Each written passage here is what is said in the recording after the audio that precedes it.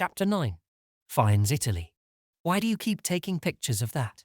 Whined Love, as they stood on the grand piazza overlooking the entire wine-coloured city coated in wine sunlight. What do you mean? Asked Total, buzzing around the statue with his camera, taking shots from different angles and positions. Fuck man, you're obsessing over the same scene, said Love impatiently. Same scene? Asked Total in between snaps. Yeah, the same scene. You took like 30 pictures by now of this statue. What's the rush? It's a stunning scene. Savor it, argued Total. Well, 30 is 25 too many. Besides, the girls are waiting, said Love, chewing on the skin around his nails.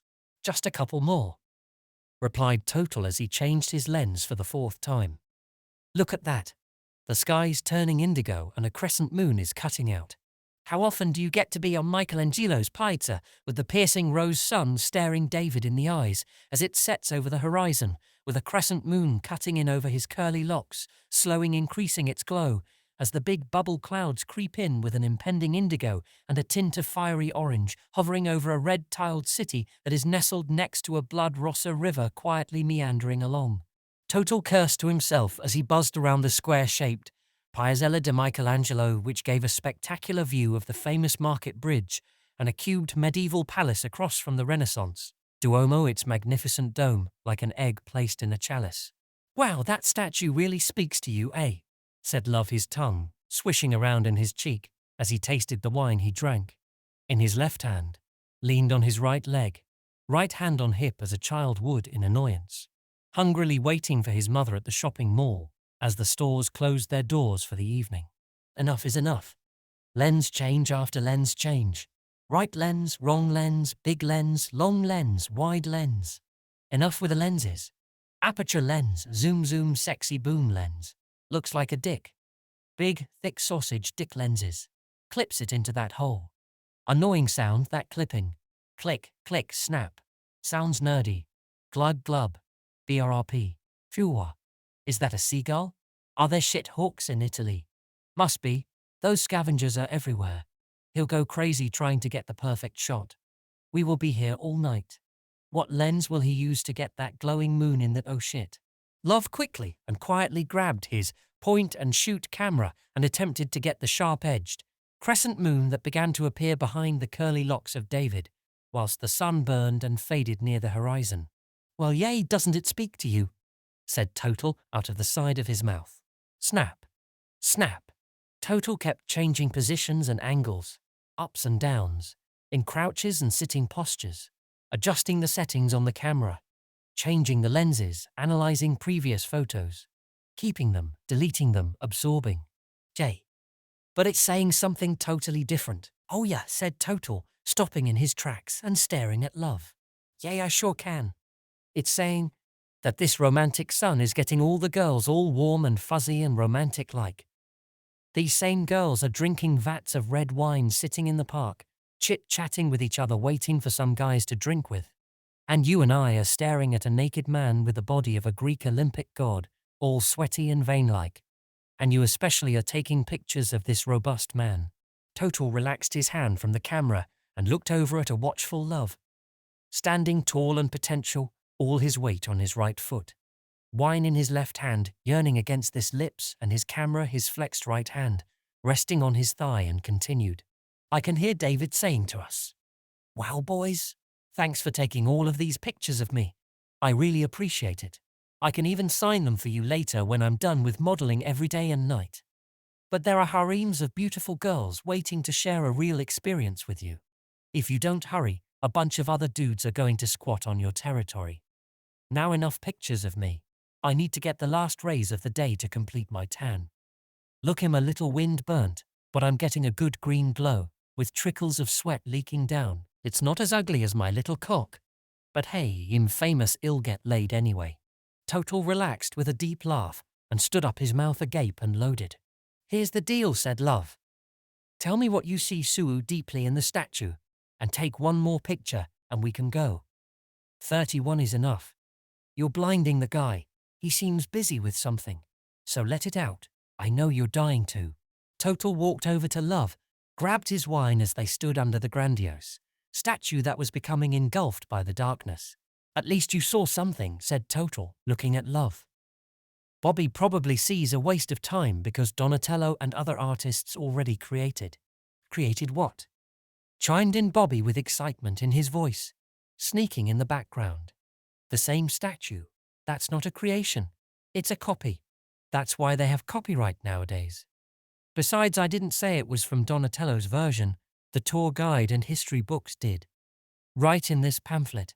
Total walked over to see Bobby pointing at the accordion folder showing David's evolution through the days. The Apollo, standing tall and proud, Donatello's younger version, a supple body, Michelangelo's casual cut, and Bernini's dramatic figura serpentinata. It's not entirely the same, argued Total. It's just an evolved version of an intangible archetype. Evolved?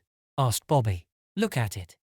Looks like something you find in a remote jungle, all war-torn and weather-ridden. Stupid place to put it also, he continued pointing at it with his drink. What did they think was going to happen to poor David with no sunscreen, windbreaker, jacket or umbrella? Poor guy. Where did you come from? Asked Love, stealing the glass of wine back from Total. From the patio with 8 gorgeous girls, he said, shaking his head and taking of his sunglasses. 1 guy and 8 vats of red wine. Fuck guys, let's go. Lots of wine to drink. Love started to turn toward Bobby, the campground path, and Total started to talk. I see a young bravura boy facing a giant the moment before the battle, focused on his technique and strategy, gripping his weapons with ferocity. I see him standing there, muscles tense, little beads of sweat, with all his potential energy on his back leg, like a bow ready to sling its arrow. The liberal youth, battling against the oppressive tyrant that lurks in the South, a watchful civic protector, a virtuous protector of the Republic, a Hebrew Herclake guardian floating above on this concrete cloud. Okay, are we done now? Asked Bobby. His arms folded. Total looked at Bobby, and then looked past him as the girls with wine and cameras, giggling, clanking, shuffled up the path. They all took pictures on the edge of the piazza with each other and had some more wine and cigarettes and some pizza that they brought, filling the air with garlic, basil and tomato aroma. You keep standing beside me in the pictures, said Total to Becca, a tall brunette who was travelling on her own. You have handsome features, she exclaimed. Makes me look good, she added with a relaxing of her meandering lips. Murmured Total, smiling back at her and getting stuck in her indigo eyes. Thanks. They finished their picture party as the rose sun finally set. Leaving David and his strong yet elegant figure to guard the city, they walked the path back down to the campground where people were sitting around drinking and eating under a tent in a beer garden. Others were ordering different Italian dishes from the glass display. Lasagna, pizza, pasta, eggplant, and many, many others. Onions and oregano and flour and cheese permeated the campground area like musical notes dancing in the air and twanging at the nostrils. They walked onto Il Terrazzino and took a place at a long table that was beside the canteen. There were the 3 Irish girls they had met at the Galleria dell'Accademia when they viewed the original statue of David. 1 solo and 2 new girls were chatting around the table. The 8 vats of vino were all lined up, with 1 open and almost finished. The jukebox was playing oldies as girls stood around it with their coins in hand, waiting to choose the next song. Hello, said Love as he sat down at the table. Hello. I'm Becca, said the tanned flower girl sitting at the table. And you are? I'm Love, of course, he said playfully. Pleasure to meet you, she said, lending a hand. Pleasure to meet you too, replied Love, shaking her hand and locking eyes. And Bobby, interrupted Bobby, reaching across the table in front of Love. Where are you from? She asked and giggled as she shook his hand. Canada, answered Bobby, filling everyone's wine glass. You? Asked Love, taking a small sip and putting it down. Southern states. Just travelling after graduating university, she answered, also taking a small sip. Wow, where have you been so far? Many cities and little fishing towns in Italy, and I will be going to Greece next, she said, looking up at them with her ocean blue orbs. Oh really? We just came from there, added Total. What place do you like best so far? Asked Love. Well, I studied art history, so I'm loving all of these museums and statues and paintings and cute little shops. Yeah, me too. The whole city is like an art piece, added an excited Total. Yay, I totally agree, she said, making eye contact with Total. You don't see cities made like this these days, noted Love.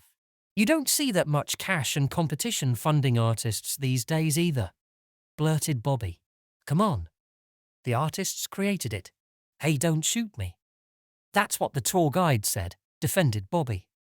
Rome had its gladiators for competition and Firenze had its artists. We didn't have a tour guide. Challenged Total. I know. I overheard one and started following him for free, snickered Bobby as he lit a smoke. Poacher, said Becca, scrunching her nose and brow at Bobby. Well, what's the difference of me overhearing or closely following? It's all just sound waves, right, Total? They were disturbing my wah, so I went along with it.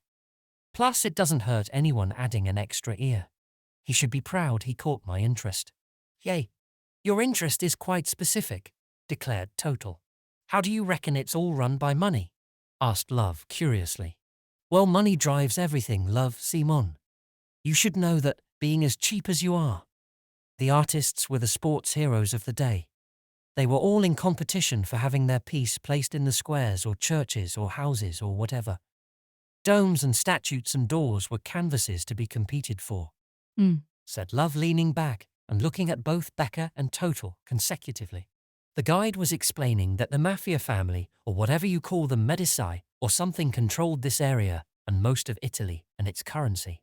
Huh, said Love in astonishment. Bobby continued. Other families tried to take over, but the Medici ruled for most of this time all the way to the top. They wanted their city to be the most prestigious, so they pumped the cash into the art and architecture, forcing artists to slave all day at their trade, finished Total. That's the beauty of the city, added Becca.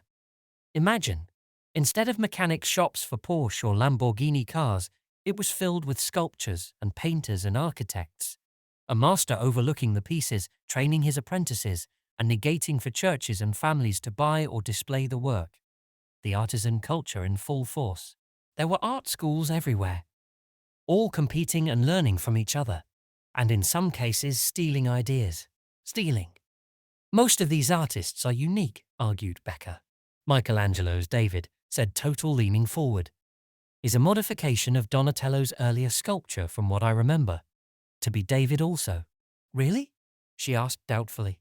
Really, confirmed Total. Love eyes darted back and forth in circles, following the conversation as it picked up its pace. Learning from models and modifying, added Total. Yup, said Bobby, pouring Total another drink. Great business and success strategy. Using prior models.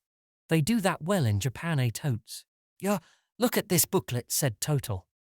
Look how many times Raphael did this theme of the Madonna and the baby. Yup, said Love, staring down at the tourist book Total pulled out of nowhere.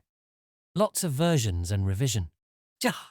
Some of these similar-looking ones are actually from Michelangelo, I believe, added Becca.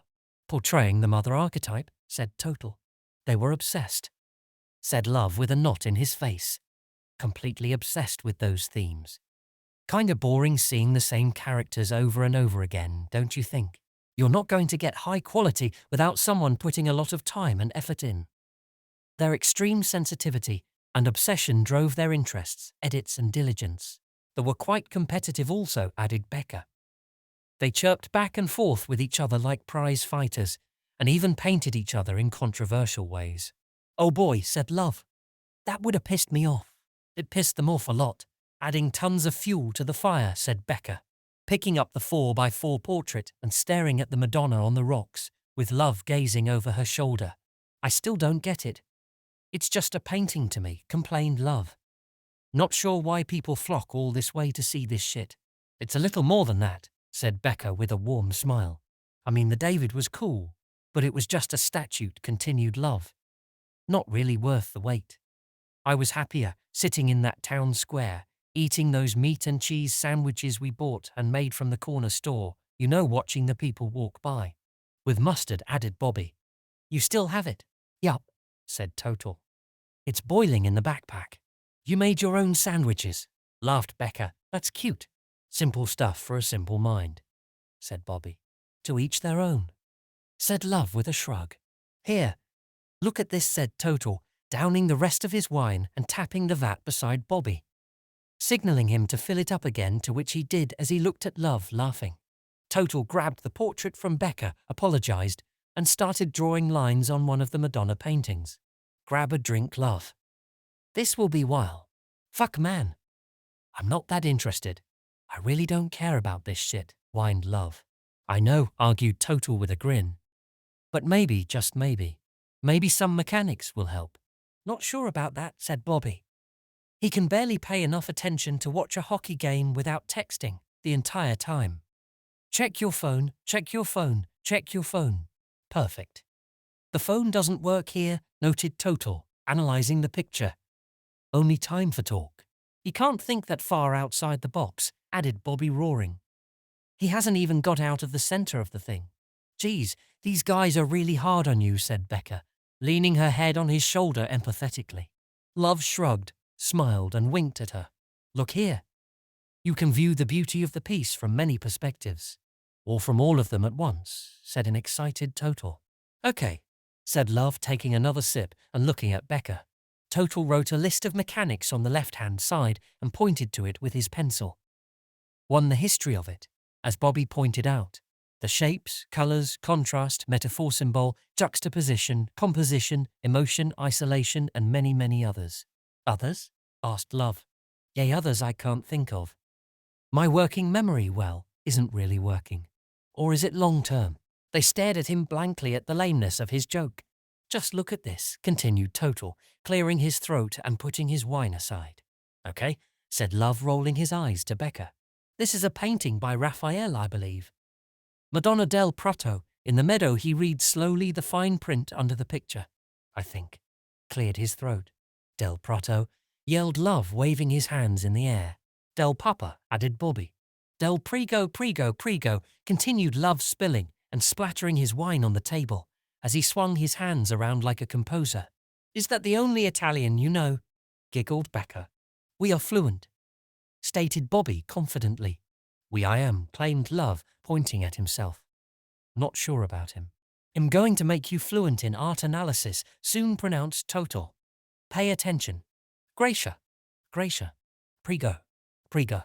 They clanked glasses and spilt more wine, grabbing bread and dipping it in the wine, consuming it like rich, jolly emperors. Done, asked Total, with pursed lips. Hurry up, fuck. Cackled Love. You're boring us already. Okay. Here the quick checklist, children, lectured Total, standing tall and holding the portrait up with lines all over it for everyone to see at the long table. Go, said Bobby, throwing plastic butter knife at him and inhaling buttery wine bread. Total began. One composition. Triangles here and here and here. Circles here and here and here. 2 color. He accentuates it at the edges to enhance the illusion. 3 metaphor. Mary's head above heaven and body in earth. 4 symbol. Red flowers matching red gown of the Earth Mother. 5 emotion. Here and here and here. A chain reaction. 6, added Bobby. History. He copied this guy, and that guy and that guy.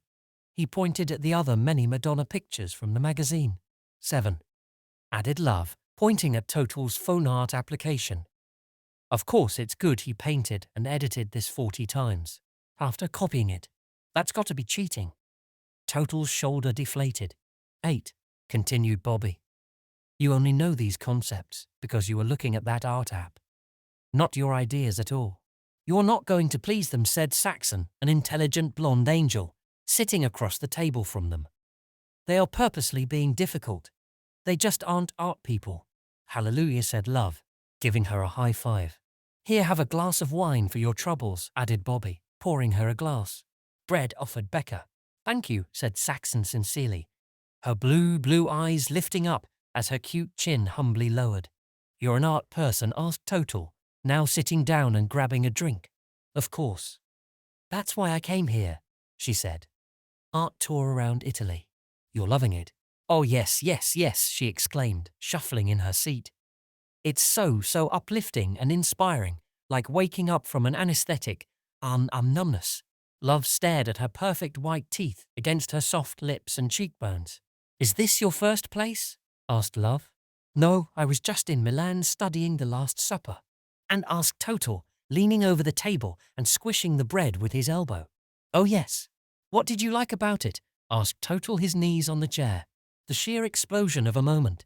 How it echoes through the painting. And he captured a turning point in history. And, she continued with more vigour, symbols of emotion and betrayal, and knives and doubting physical fingers. Christ in the light, Judas in the shadow. I loved it too, added Becca. Its mathematical depth and geometric composition. Ingenious. This painting, said Bobby, pointing at the art magazine. Yes, that's it, said Becca, gazing down at it. Looks a little faded and cracked. That's 'cause it's old and was painted on the wall in the 1500s, defended Total. With the weather changing and wars and vents underneath. That's stupid to have it on a wall then, said Love. It's a fresco, added Becca. That was the style. They wanted the effect of a theatre, as if you were sitting in the room, with Christ and his disciples. They plastered the wall, then painted it while the plaster or mortar or whatever was wet. Well, they blew it then, said Bobby. Should have used canvas and wood. Thought these guys were geniuses. It was doomed from the beginning. Now it's just painted over by other artists trying to restore it. There is a woman there, peeling off the projections and trying to uncover the original piece, noted Saxon. Isn't that supposed to be a women or something, pointed Love? With the V and the grail and all that crazy shit. Not sure, said Becca. But it looks an awful lot like the face he used in Madonna of the Rocks. Let me see, said Love, grabbing the picture she was pointing at and ripped it toward his eyes. Well, asked Total. Love held both faces together side by side and said, well, kinda, but all these characters look similar. That's the annoying thing. These guys just keep painting the same theme. Over and over again, whined Bobby. I was getting so tired of it, I started laughing. The Bible was the medium at the time, said Becca. Besides, they were paid for by most Catholic organizations and lords and families. I know, but Simon, said Bobby. Enough is enough with the Bible themes. Amen, added Love, filling Bobby's glass. It's still amazing art, no matter the theme. The Chinese used the town landscape. The Japanese used events, city scenes and nature. The Greeks used the human body and geometric axis and shapes. The natives used animals and nature. They are professionals, Total, interrupted Bobby. Mix it up a bit. I mean, anyone's going to get good painting the same characters over and over again. It's like shooting a hockey puck. Easy after 10,000 reps. Fill Me Up Buttercup streamed out of the jukebox. I was getting pretty tired of seeing the same Jesus and Mary and God and all their family and friends and angels and ghosts. Said Love, grabbing a pen also. They could have painted food or animals. They did, argued Total. You just didn't notice. That's 'cause I was swarmed by the Trinity, said Love, laughing and holding his arms in front of his eyes. Very limited. Continued Bobby, as he wrote what seemed to be a list in the book of chapters. You have to look deeper, said Total. This theme is seen in Egyptian times with Isis and Horus, and in other cultures. Hamlet or Freud read, said Love. Yes, old Oedipus complex, added Becca, putting her long fingers on Love's shoulder. That relationship with the mother and son. I love the colours, said Love. Blue and red and white. Less Canadians do Montreal. Huh, said Becca. Montreal Canadiens. Won 24 Stanley Cups in the NHL. Most winning team ever, said Love mockingly as he gave Total a high five. Love's dry, cracked fingers, coated with wine. You like them also? Asked Becca, elbowing Total. Well, I used to. I started with the Oilers and Gretzky, but they traded him. I was upset with the Oilers, so I went with the team. Total looked up and to the right. That core liked. Just admit it, said Bobby, slamming the table and causing the forks and canvas and plates and papers to bounce. Jumping on the bandwagon. Taught. 10 born points. Analyzing your characters. Well, whatever. They were a great team to watch, especially with Patrick Roy. They suck now, said Bobby, continuing to write. Besides, you only like them 'cause your dad liked them. Do you still like them? Asked Saxon. Nah, I was away for many years, and when I came back, all the team's logos changed, players, arenas names. It watered the effect down. You couldn't follow the story because it was changing so much. So I just watch the game now and enjoy the skill and strategy and technique. Ah, I miss when the arenas were called Forum and Garden and Coliseum, added Love. No money in that, argued Bobby. Unless the company sponsoring is called Forum. Always thinking numbers, Bobby, said Total. What about the spirit of the game? Hold on. Why are you giving yourself born points, argued Love, slamming his hand down. You didn't analyze anything. You only liked the Leafs because your dad liked them, and because his name was similar to Sittler's. You still wear 27 all the time. 10 for me then also. Or we cancel them out. The guy's a legend, argued Bobby. Everyone loved him. 24 cups to 2, confirmed Love, leaning over. They suck. It's true, confirmed Total. The scouting is terrible. They keep searching for old warriors to save them. Or young no-namers, said Love, grabbing the book from Bobby. They will win soon, you will see, said Bobby. Leafs fans have been saying that for years, said Love. What is this cup you speak of, asked Becca, budding into the torrent of the Forum. It's like the holy grail of hockey, said Love. It's a tall, beautiful, layered cake-like cup that one wins when they beat all of the teams in the playoffs at the end of the season. Longest playoff tournament in sports, added Bobby. Wow. And this French team with France colours won the most, inquired Saxon. Yup. Less habitants, said Love with a French accent. From Montreal, Quebec, Canada. Maybe he'll cheer for them, said Becca, smiling at Love. Sounds sexy already. Jumping on the bandwagon like everyone else, added Bobby, throwing the paper at Becca. Speaking of the colours, said Total, blocking the paper and then unfolding the art piece. Look how the artist makes the blue darker around the green, and the red darker close to the blue, pointing back at the Madonna in the meadow, as Becca leaned forward and smiled. Oh yay, said Love, looking closer. Little contrast there, Pally? I love the olive ground against the white sky, added Becca. What does that represent? Yelled Bobby sarcastically. Oh, let me guess. Green Mother Earth woat at white cloudy heaven wooa. So hard to analyze. I already said that, said Total under his breath. Fuck, guys. It's the same thing in every picture, lectured Bobby. Besides, how do you know they just didn't paint on a whim and everyone else is looking too deep into it? Well, some may be doing that, but most of them plan it out. Or paint and edit and learn and paint again. Probably just slapping paint down and laughing at the people making meaning behind the scenes, said Bobby. Could be, said Love. But looks to me that there are obvious triangles in it. Now that I look closer, he said, looking at the obvious. A cross and leg and hand? Come on, countered Bobby. Your brain's connecting the dots that aren't there, even if they are painting from the subconscious. Certain archetypes will come out, argued Total. Sure they do. Out of your head, man. It's all in your head, said Bobby, poking Total's forehead. Collective unconscious, murmured Total, brushing off his finger as Bobby dragged his finger down his cheek and chuckled. It's in this guy's head also, said Love, scanning through the book and pointing to Michelangelo's painting on the roof of the Sistine Chapel. In whose head? Asked Total.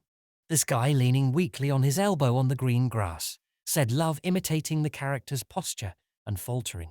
Oh, I love this one. I was in the Sistine Chapel after I went to Milan, said Saxon. The security said no pictures, no pictures, no pictures, but it was just too magnificent not to take any. 16th, interjected Bobby. You sure it wasn't the 17th? Or 15th, added Love, flexing his biceps through his purple Firenze t-shirt. As him and Becca were competing to lean on their elbows against the table, mimicking the character's posture. Sistine corrected Saxon. But you're close. It was named after a man named Sixtus, she said, taking a sip of wine and raising her curvilinear blonde brows. Capella Sistina. Saesalem Sixtinum, said Love, waving his hands in the air and reading the labels in the magazine under the Michelangelo section. Prego. Gracia. Prego. Oh, Johnny, how I love you, Johnny, said Becca in a hoarse Italian voice, while grabbing Total's cheeks and kissing both sides. What's the matter for you, Johnny? Joined Love. You donna licca da kisses. You donna licca da pasta. You donna licca da pizza. Too much of cheese and dough. Oh, mamma mia. How can I cook for you? You canna be Italian boy. Oh mamma mia, he said, his hand cutting through the air and causing everyone to duck and dip and laugh with every stroke. Look at this painting, said Bobby, grabbing the paper from Love. Isa da sama flava. Simona Johnny Jiva mi add a spice or sauce to tickle the tongue. You're insulting one of the best paintings in the world, said Total, smiling but forcefully pointing and poking the page that Bobby had wrinkled up. Oh, this is really hard to analyze, said Bobby, unfolding it. Look at this, he said. Wow, same old angels and God. Yes, wow, that's original. Simon, go deeper, challenged Total. Oh wow, look at this. Who is this handsome man with a smaller pickle than David? No beard yet. A young Jesus, maybe. God's son. Adam, well, close enough, admitted Total, tilting his head, while Becca and Saxon looked at Bobby queerly. Oh wow, what do we have here, pointed Bobby. The same old green garden and the white sky. Heaven and earth, maybe. Total pulled his chin toward his collarbone and cleared his throat. I felt the born points just gathering like electricity, mocked Bobby. Okay, go deeper, said Saxon. Our fallen hero her is weak and low, really low. Must be completely hungover after a hard night partying. I mean, he can't even lift his arm, continued Bobby, his nose moving closer to the paper. He's all limp. Magnifico, clapped Becca, straightening her posture. Keep going. And oh, throaty surprise, surprise, our hero's God and his naked angels are riding the wind from heaven to give the weak whittle man a whittle spark. He stopped and gave an uo with an oval pucker of his lips. Look how cute it is, he continued in a mocking voice, their similar hands almost holding, their bodies almost matching, my God, the desperation. They are even staring each other in the eyes like that other Bible boy reuniting with the daddy. How adorable, he finished, his voice crackling and squeaking. Becca and Saxon started clapping, and Love slapped Total on the back, causing him to exhale sharply and fall forward. Taut, yelled Bobby, slamming the table again. That's at least 100 points. Let me try, said Love, grabbing the paper from Bobby. In down some points. This will be good, coaxed Total. You never had any points. No man, come on. This is easy, said Love, drawing a curved line inside the rectangular portrait. Straight. From Anna to my class. Here, totes. Bobby was right. It's all in the man's head. Huh, said Total, staring at the outline. Love drew around God's cape. Well, let's look at God and the angels class, female teacher voice. Let's look closer at the cloak they're contained in, instructed Love, leaning back in his chair, twirling the pencil and putting it in his ear. Okay. Looks like a cloak inflated with a divine wind, said Becca, leaning in. Case. Maybe a symbol of the Holy Spirit or energy, added Saxon, twisting the page. Or kinda like a boxing glove, said Total, holding his fist tight and making a mean face. Fuck man, belted Love, now leaning forward. You guys are beginners. Brain. It looks like a brain, he snapped, ticking the pencil 3 times on the page. Huh, added Total, looking closer. Wow, I thought you were the deep thinker, said Love, now tapping the pencil on the table and snatching the crumpled paper from Saxon. Look here, brain. Brainstem, cerebrum, prefrontal cortex, and possibly an optic chasma, a medulla oblongata. Holy paintbrushes, said Total, grabbing it and tracing the counter with his finger. You're just saying shit now. Hey? Continued Love, leaning back and folding his forearms. You said yourself, these guys studied anatomy. Bobby continued, and even went as far as paying people to dig up graves. 50 more points, high five. Well, maybe that's all in our heads or Michelangelo's subconscious, argued Total. Goo what, Total, said Bobby, leaning forward. His subconscious is in his head. How's that Zen poem for ye? 200 hundy points. On a roll. Or just a coincidence, added Saxon. No way, he even has this flowing cloth. Central nervous system, flowing, cerebral spinal fluid, sang Love, wheezing with hysteria and putting his hands up, signalling the number 10 to Bobby, who confirmed the point get with a thumbs up and then added 4 digits and circular forefinger and thumb for bonus. Him on the board now, Total. Going for that grail, he cheered with a flexed fist and arm pump. Okay, smarty artsy people, said Bobby, laying the book on the table and spinning it. since you can't compete with the jock and the business guy. Here is a beginner's guide to being a Renaissance artist. We put this together as we were schooling you, announced Love. Mouthing a number to Bobby and flashing 10 digits, 10 digits. Bobby handed the book of chapters to them from across the table. Total, Becca and Saxon stared at it together, while Love and Bobby smiled at each other and started talking to the Irish group that was sitting next to them at the long table. Steps to becoming an obsessed Renaissance artist. Warm up, get the passion, aka obsession, by looking at previous art. Don't copy it exactly, but re-represent it with a slight edit. Don't take any medication for obsession. Let the insanity flow. Mix in cocaine, tobacco, caffeine, alcohol, poppies, marijuana, etc. Get sponsored big money by mafia families or religious organization, or enter a contest. Here we go, kids. Step 1, start with a cross. Teacher. Start with a cross, class. Student. I will. Teacher. Bravo, bravo, you started with a cross. Step 2, add Jesus God. Teacher. Add Jesus. Student. Adding religious figure. Teacher. Great addition. I see you're adding Jesus. Step 3, put a halo. Teacher. Place halo. Student. Circular halo. Teacher. Halos are so unique. Step 4, add family and friends. Teacher. Add some religious family, friends and figures. Student. Adding Mary and disciples. Teacher. Brilliant, very unique, adding Mary, Joseph and the friends. Step 5, put emotion, sorrow and sadness. Teacher. Place some emotion in there, like sorrow or tears or sadness or even anguish. Student. Adding pain and anguish. Teacher. Fantastic. Very original. You really set the mood and were creative. Teacher. We are doing fantastic today, class. Today's art class needs to be something like never before. I want each of you to come up with a new creative theme or symbol or deep meaning. If you are struggling, here is a rubric, or as some of you say, exemplar. Halo 1 mark. Cross 1 marks. Jesus 1 marks. Emotion 1 mark. Family 1 mark. Creativity 1 marks. Follow rubric 5 marks. Teacher, congratulations, Rafi. 1010. 100% magnifique. Geez, you wrote all that now? Said Total with a surprised. Yay, that's how easy it is being a teacher, whined Bobby. Not sure why you guys complain so much. I made the exemplar, said Love, elbowing Becca. We made it, corrected Bobby. You're not taking all the points. When I was talking, asked Total. It was quite easy, said Love. When are you not talking? I was still paying attention, defended Becca. Women can multitask better than men. We are all over the Corpus Callosum Bridge, back and forth, back and forth. Total burst.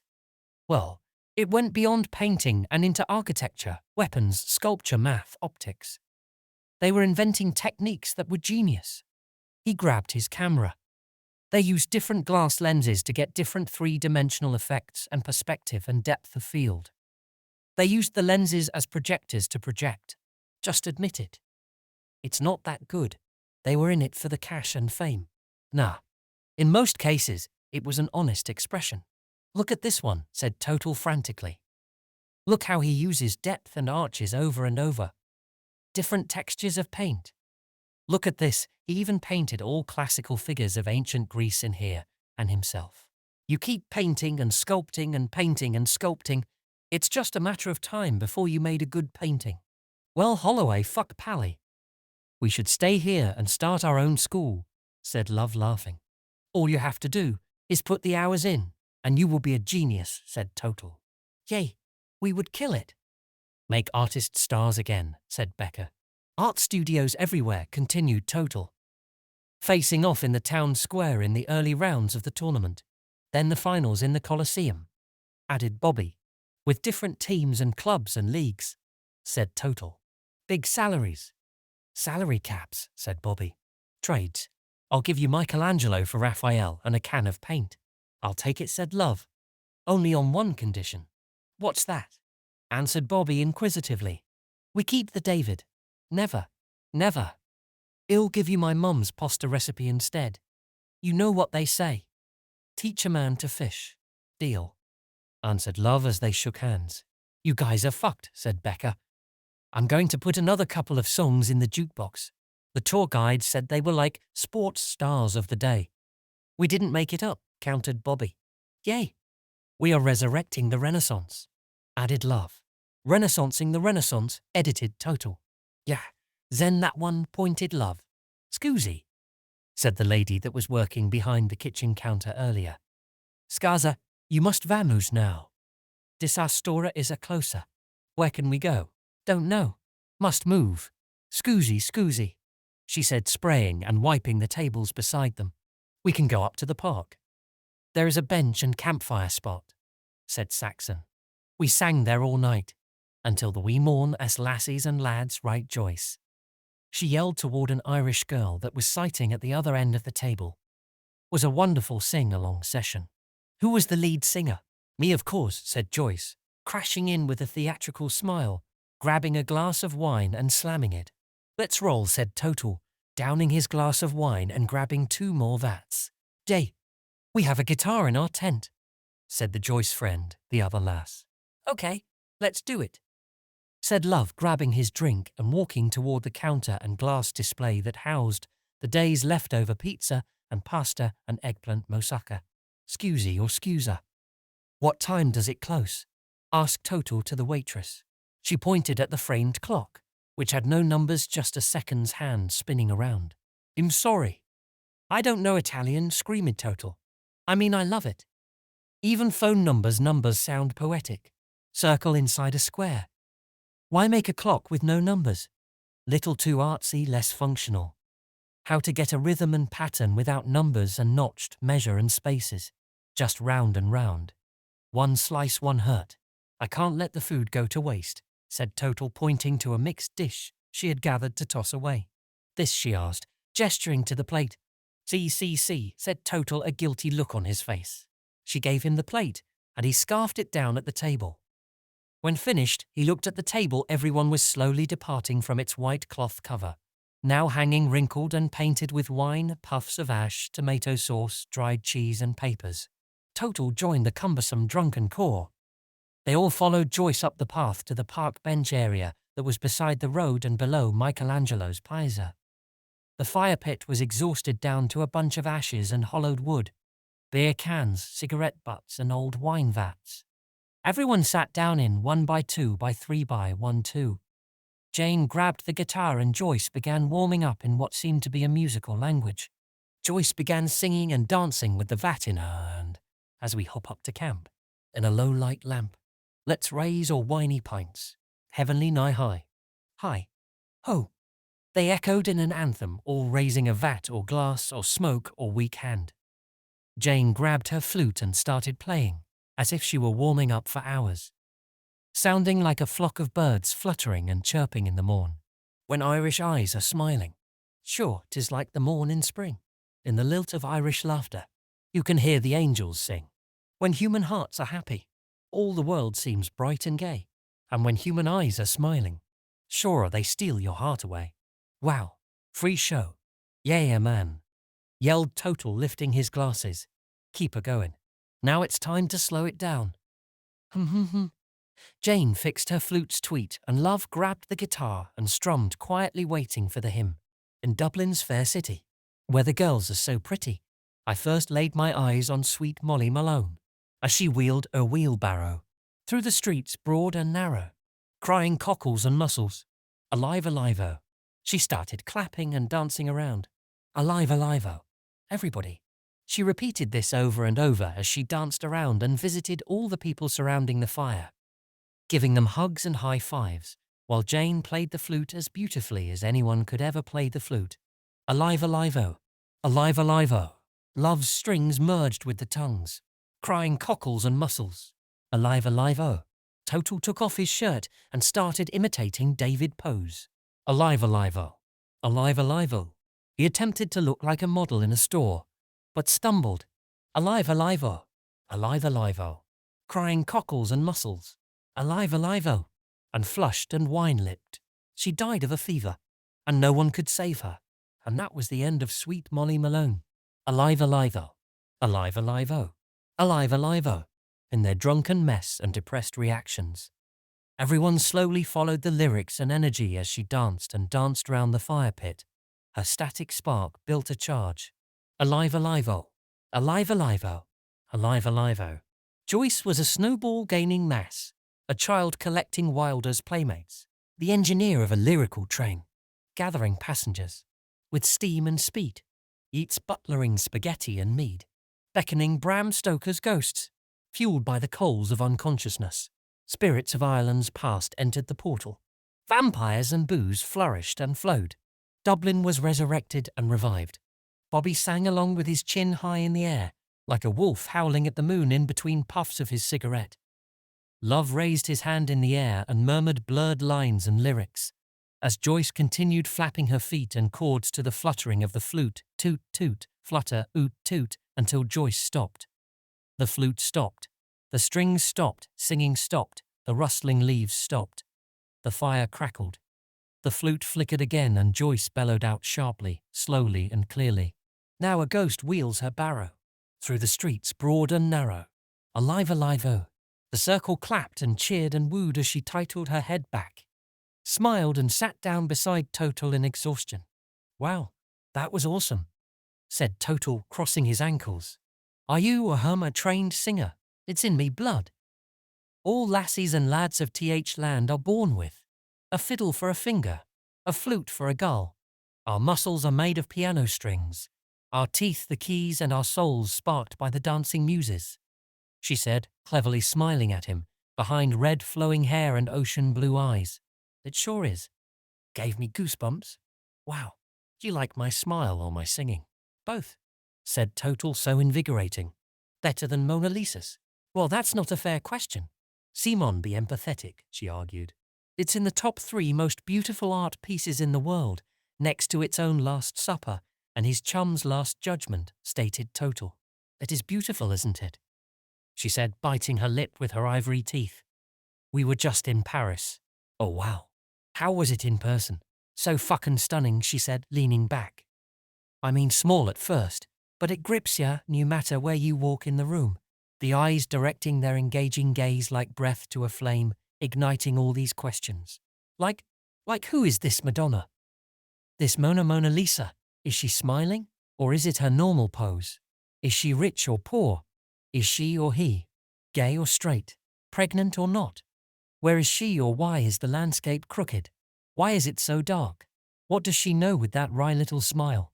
Wow, Leonardo makes you inquire like him, said Total. Yes, yes. I couldn't stop asking questions in me Eid. Total wavered his head and peeled his eyes open and slurred a stanza. It was uncommon to smile during time, and she sneaks one in. Oh, that Mona Lisa smile, exhaling esfumato, said Total, looking up at the stars and dangling his legs. Her fleshy cheeks even subtly smile. All the curves and circles suggest the whole visage smiles. The landscape line leads you to her eyes, to his technical, gentle shadowing and contrast. His brush stroke smiles. Her eyes smile as it they were the corners of her mouth. Oh, the Mona Lisa. Smile for us forever. You're quite drunk, lad, observed Joyce. Sure am, said Total, taking another gulp and looking at Joyce through 1.5 eyes. He put his goblet down, leaned on her shoulder, then slid down to her lap, one hand dangling down along the line of her leg. His shirt rippled and handing off his lap as she gently held his head. Come on, she said, shaking him. Let's walk it off before you sleep, she said, standing up and grabbing his hand. Total just nodded, opened his eyes and slowly followed her. She took him up the trail hand in hand, guiding his drunken body, steadying it through the rocky, windy path, up toward the piazza. As they rose to the piazza, the sun was now rising over the city, painting again in rose wine as pigeons fluttered away from them into the sky. On the other side of the square, 2 shadows were playing with sparklers, running around the road and parking lot, their forms lit up by the occasional flicker. Total and Joyce leaned against the railing on the opposite side of the square, under the towering David, staring at the budding sun, as he did time and time again, day after day. Joyce pinned Total against the piazza railing as it yielded to his weight. Total tried to kiss her and reach for her waist. She stopped him and said, "Let me lead, lad," she said, biting his neck. "Oh, okay. You have taken us this far, he said in agreement. She reached into her pocket, grabbed gum, chewed it, and kissed him softly on the lips, then pressed hard, planting the sweet seed on his tongue. It was warm and tasted like cake. They continued to kiss until they locked a tempo. She then reached and undid his belt, pulled out his pen that was anxiously dripping ink and capped it. She stopped kissing him and undid her own pants, turned around and sat against him with her back towards him, pressing her body, rhythmically and breathing deep with every move, her head high in the air, staring at the solar esfumato. They danced slowly, and she lent him a cheek to kiss, as her hair fell gently on his shoulder. Total, held in his passion, looked down to see ink all over his shirt and legs and pants. The ink was illuminated, along with the city and sky and river and statue. It was soaked in beautiful soft rose filter. The rosa clouds moved gingerly in front of the sun and faded away, moved in front and faded away. She was now soft and pink and rose, her head and hair brushing in the breeze. She was a dramatic gyrating statue of a goddess, and he had front row seats. Her spine curved left then right with the rhythm of the clouds, began to hum and hum until the hem turned into a whisper, a wondrous whisper of, now her ghost wheels her barrow through streets broad and narrow. She turned around and faced Total. She paused, met a gaze, a gratified yet sad gaze on the verge of tears and on the rise to joy. She then leaned against him, gave him a kiss and stole the gum back. He smiled at her, placed his hand softly on her supple hip and said, "Thank you, Miss Molly Muse, thank you." A bus sparked in its attempt to start its teat engine, stirring a flock of seagulls that fluttered and flapped away past David.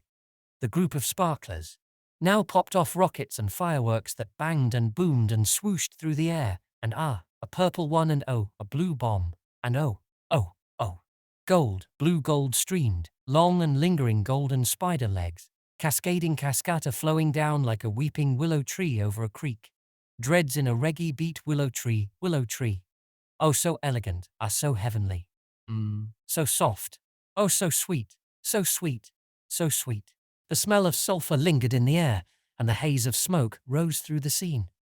They stayed there in embrace, in breath, in pace, watching the light, the city, the scene, the scape. Somewhere below, a sculptor grabbed his chisel and hammer, a painter grabbed his brush and pastels, an architect took out his square and pencil, a child imagined a masterpiece.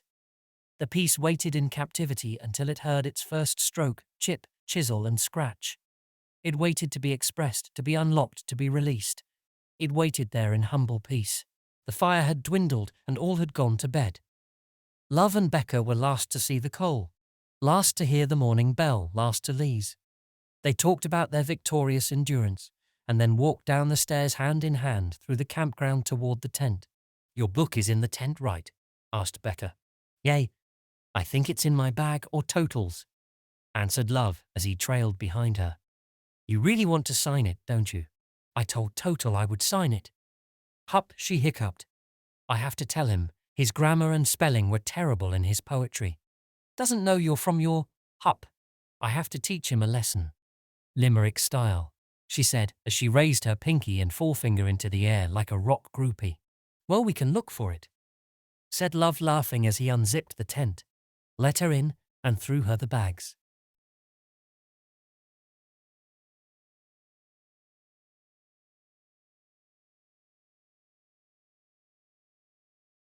Love just murmured, from his mouth buried in the pillow, "Okay, let me write in it." "Give me a pen," she said, holding out her elegant hand. "Just come to bed." Right during the morning he whined, "You're too drunk to make any sense now." What she said in response, "I am not just buttes. I got some brains and bronze too. Check out these muscles," she stated, flexing her bicep. "And these cockles," she joked, holding the pen as a phallus. "Yah," he said, laying on the bed as she wrote, scratching the pen on the side several times until the ink spurted out. She began to write. "Yo, that jukebox money thing is shit. I wish we didn't have to pay for it. We just finished the first bottle, you say. But that's lame, no way. Let's use teamwork, and we'll all drink quite a bit.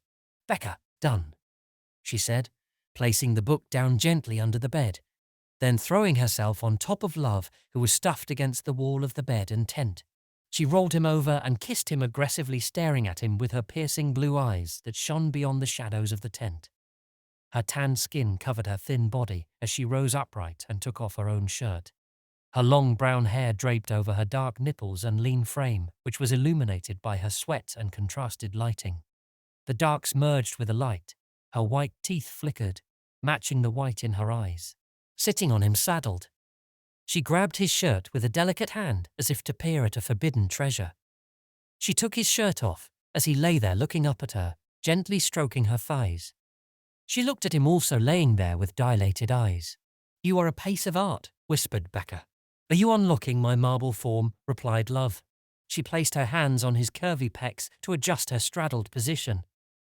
She took off her thin underwear and slid them past the gentle contours of her tan knees and pulled them past her tender ankles and over her rose toes. "Smooth like silk," said Love. She grabbed his tightened satchel, grazed her nails along it, then up the shaft, and carefully placed it her chalice, causing him to clench his abs, curl his toes, and deeply breath a sultry moan. "How does that feel?" asked Becca. "Feels like heaven," gasped Love. She slowly sank her position onto Love, grabbed his hands and placed them on her hair.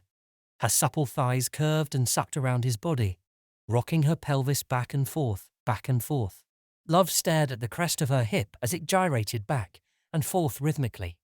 She fixed her gaze on him, and he held onto all his vitality with a tight grip he had on her hair, laying there with his back pressing on the hard mattress. "Oh, that hit the spot," she said, gazing deep into his eyes. Sweat began to bead, dribble, drip. Stream, then drip again. Down her body, rolling round and down over every goose pimple and breast, ab and thigh. "It's getting hot," stated Love. "I'm dripping for you," added Becca. Love breathed deep and watched her sweat drip, drip, drip onto Love's stomach, which was covered in slick layer of mist. Her moans began small, short and quiet, then increased to loud, sharp, uncontrollable bursts, while her head titled back and hips gyrated more fluently and aggressively. "Keep going, don't you stop," she commanded. Love kept his grip on her hair. He watched her muscles relax, then tense, matching the moans now howling out from her tilted frame. "That's it," she said. "Keep carving inside me. Don't stop." She was held up by Love's grip. He pulled her hair until he and she and she and he both popped to perfection in gasps and gusts and contractions. She fell off him in a final gust and lay there among a folded cloud of sheets, her legs trembling, heart pounding and body numb. "Oh, that was marvelous," she exhaled. "I know," replied Love, wiping his forehead and stomach. He sat up on his knees to peer down at her. He saw angelic, needle-like rays of sun darting through the crack in the tent on, spalshing against the canvas. He rose above her, his stiff arrow pointing straight at her heart, the beams of light at his back. She lay there wrapped and hooded in the sheets. She opened her eyes halfway. A stream and slither of thoughts raced in her head, melted and numb. I still longed for his spear. That pleasure and pain he generated, plunging it inside me, deep into my innards. That rapture. How I longed for it again. How I craved it, needed it, as if it was a part of me. As if I was separated from ecstasy. How I wanted to engulf it again and again. Then tease, tease, tease with an in and out and in and out. Louvre gave her a gentle smile. He grabbed the sheet delicately with his thumb and forefinger and peeled the fabric away just enough to expose her slowly separating garden. He descended upon her with a simultaneous kiss and entry, igniting a passion, throwing her eyes half closed, mouth agape, and causing her skin to liquefy into lava. He plummeted deeper with a bite of the neck and hip thrust, engulfing her in a mist of ecstasy. That energy and thrust lifted them both up on a cloud, while the inanimate tent and soft earth quaked and slid beneath them. "Encore, encore, encore," she screamed. They both moved through time, being drawn by their convulsions and contractions as tears streamed from her eyes. Oh God," she gaped. Love found the last bit of energy and looked up to the sky, his strong back muscles signaling a final pulse that separated them into opposite corners of the bed, only their fingers still touching. "Holy Jesus," said Love to her as she stared over at him. "Heaven is right," she added, still panting, placing her hands on his chest and then leaning in for a gentle kiss and cuddle.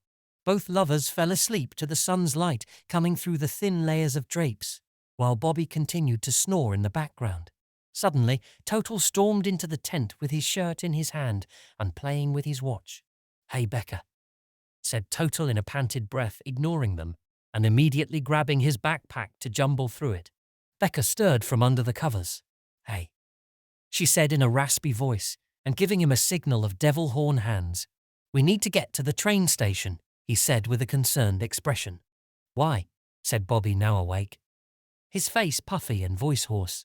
"Train strikes over," answered Total, holding his bag like a dangling cat. "What about taking the later train?" said Bobby. "Not sure if there is one," stated Total. "Besides, we will waste a whole day traveling if we keep waiting. Might as well take it now and sleep on the bus." "Oh, fuck," said Love, stirring in the sheets. "Why can't we just have a good lay down? Lay down on the train, man. It's the same wine, Total. Let's fucking go." Bobby began to snore. "Hey, Total." "I wrote you a limerick," said Becca, glowing in the morning mist. "Oh, okay. Perfect. I'll check it on the train," he said, grabbing the book from her. "I'm pumped for you to read it," she added.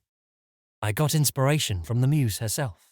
"I like it already," said Total, smiling at her quick wit and intelligence. Total got Love stirring, and then forcibly woke Bobby from whose slumber, noticing that Bobby was sweating like a pig in a pen. They packed their bags, said goodbye to the girls in the campground patio, and hopped on a bus. The bus was packed with tired people and meandered down the road, smoke puttering out the exhaust. In his irritable state, Love noticed that the driver had a tickle in his throat that wouldn't go away. Each time he coughed, it sounded like a cat with a hairball lodged in pipes. Total, Love and Bobby snickered in the background with every cat cough the driver wrestled with. Bobby, Love and Total held in fierce snickers as best as possible, trying not to make eye contact with each other. It went on like that the entire ride. The bus driver continued to look suspiciously in the rearview mirror and gave them a threatening glare. The boys looked away, clenched their colons and blocked their ears. The driver looked back to the road, nervously took a drag from his fag, cat coughed and hacked. The boys snickered. He took a drag from his fag, cat coughed and crackled. They snickered again. He took a drag from his fag, cat coughed. They snickered. They snickered louder and louder and louder, until they were red in the face, couldn't breathe, and finally burst out laughing. The driver gave them a dirtier look than the undercarriage of the vehicle. He coughed again and hit the brakes hard, causing everyone in the bus to fall forward. The boys were laughing so hard they keeled over and held their stomachs in constipation. The driver finally let them off at the station, and with a sour look slammed the door behind them. The boys put their packs on their backs and walked into the busy station. The Firenze Santa Maria Novella station platform was busy with tourists and locals and food stands, coffee shops, merchandise, scoreboard clocks displaying departure times, arrivals, other stations and destinations. Trains parked, hissed their brakes, tooted their whistles, and chugged their engines below the framed skylight as the steam of the station created a fog that misted the place and melded the colors like a painting on the wall of a bathhouse. "Okay, team," said Bobby, pointing at them. "Love, you get the tickets. I'll get some drinks, and Total, you watch the bags. I have to go to the washroom," said Total, probing and prodding at his stomach. "Well, hold it. We need to get tickets first," argued Bobby. "There are bathrooms on the train." "Maybe," added Love in humor. "Total," said Bobby, watching him run frantically toward the bathroom. Total stormed across the tiled train station floor, with red wine running down his leg, painting the mosaic red, green, and blue, as people wheeled their suitcases through his spattered trail. "Holy shit," added Love with astonishment. "Holy shit is right," chimed Bobby with his mouth agape. The rustle and bustle and hustle of potential passengers made the fresco even more chaotic as they lacquered the organic paint into the marble floor with their wheel patterns and footprints. Love laughed and took out his camera, zooming into the mess that was being painted all over the platform. Bobby and Love were in hysterics. "I wonder if Total can analyze his own dramatic disposal of a painting," joked Love. "I'm sure he would say there is some meaning to it," added Bobby. "Thinks he is Jackson Pollock or something." "Looks like shit to me," snickered Love, stating the obvious. "I'm going to see the mess he has made in the WC. You wait in line," said Bobby, following Total into the bathroom and being stopped by a woman at a gate asking for euros. Love nodded and laughed as he looked at the pictures he just took through the viewfinder. Bobby took out €1 to pay the doorwoman and came in to see Total hunched over a sink. "Look at you," said Bobby, shaking his head. Total was getting belligered by an Italian woman with wiry hair yelling at him with daggers. You pay, euro. Euro, she screeched with one hand stretched out, the other on her hip. Total washed his white shorts in pure frantic focus, ignoring her as she harassed him. The sink was wine red as he sploshed and splashed his laundry trying to get the deep stain out. His shorts now alchemized to a tie-dye pattern. "Why is she yelling so loud?" asked Bobby, still chuckling. "I didn't have $1," he stated. I mean euro coin. So I argued with her to no avail. "How did you get in past the gate?" asked Bobby mid-chuckle. Well, he paused in the midst of arguing. More paste came out. I showed her, and she let me in, then followed me. "Paste or shit?" inquired Bobby. "Well, paste sounds better, Pally." "It's not paste or pastels," argued Bobby. "You can't qualify this as art," he stated. "No way," murmured Total in a weakened voice. "Especially when I can see meatball and pepperoni in there," laughed Bobby. "Guess not, hey," whimpered Total. "Why is she still here, Total?" complained Bobby. "Get rid of her. I figured if I ignore her, she will tire herself out," stated Total. "Did that work with your mum?" "Sometimes." The elderly women said a curse in Italian, then walked out. "You pay outside," Boy pointing her finger back at him. "You muck a bigger mess."